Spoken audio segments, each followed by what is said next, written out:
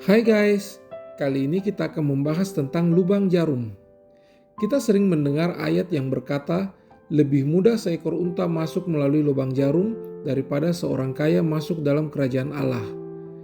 Nah, kita perlu mengetahui ada beberapa pendapat terkait perumpamaan ini. Pendapat yang pertama mengatakan bahwa kalimat tersebut merupakan peribahasa yang populer pada zaman itu di mana Yesus menggunakannya untuk menekankan pada suatu poin, yaitu orang yang kaya sering memiliki kemelekatan kepada harta bendanya dan sulit untuk berbagi sehingga susah untuk masuk ke dalam kerajaan Allah. Namun ada pendapat yang kedua yang mengatakan bahwa pada zaman Yesus, di Yerusalem terdapat sebuah pintu darurat berukuran kecil yang modelnya seperti lorong memanjang dan bagian atasnya melengkung seperti lubang jarum, sehingga pintu tersebut disebut sebagai lubang jarum.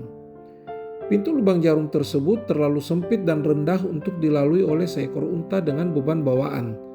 Untuk dapat melewatinya, unta harus rela melepaskan beban bawaan, yang oleh Yesus dimaknai sebagai harta benda.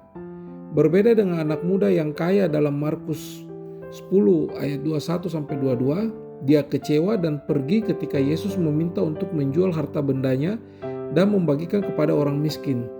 Makanya dia sukar masuk ke dalam kerajaan surga. Untuk melewati pintu lubang jarum, unta harus mengikuti keinginan tuannya dengan menurunkan semua beban yang ada di punggungnya, kemudian menuruti perintah tuannya untuk menunduk dan kemudian ditarik oleh tuannya untuk melalui pintu lubang jarum. Demikian kita harus meletakkan beban dan mematuhi perintah Tuhan untuk dapat masuk ke dalam kerajaan Allah. Memang tidak dapat dipastikan model asli pintu ini seperti apa, sebab menurut sejarah, kota Yerusalem dihancurkan oleh Jenderal Titus pada masa Kekaisaran Romawi pada tahun 70 Masehi, sehingga keberadaan pintu ini tidak dapat dibuktikan. Nah, bagaimana menurut pendapat sobat sekalian? Tulis di kolom komentar dan jangan lupa subscribe.